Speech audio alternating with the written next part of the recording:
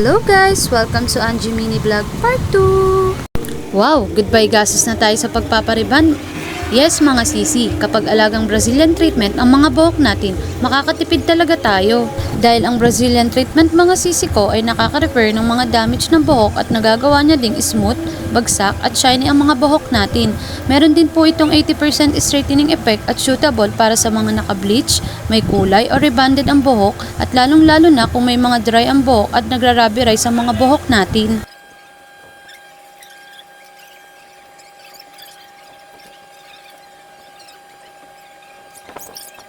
Lalagyan nyo lang po ng saktong amount yung buhok nyo at siguraduhin malalagyan lahat ng stranded ng buhok. Sa akin kasi, sakto lang yung 100 ml na binili ko sa TikTok dahil sa kapal ng buhok ko. At pagkatapos nyo pong lagyan ng Brazilian treatment ang bawat stranded ng buhok nyo, ay ibababad nyo lang po siya ng 30 minutes. Sa akin po kasi mga sisi ay binabad ko ng 1 hour para effective po ang 80% straightening effect niya.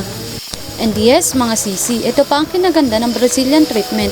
Hindi nyo na po kailangan banawan ang buhok nyo dahil after 30 to 1 hour babad niya sa buhok natin ay ibablower nyo na lang po siya, pero kung wala po kayong blower ay pwede naman po sa electric fan patuyuin.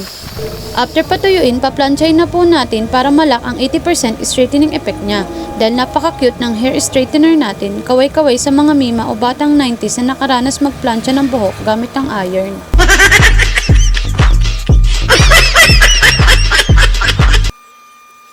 And this is the final look.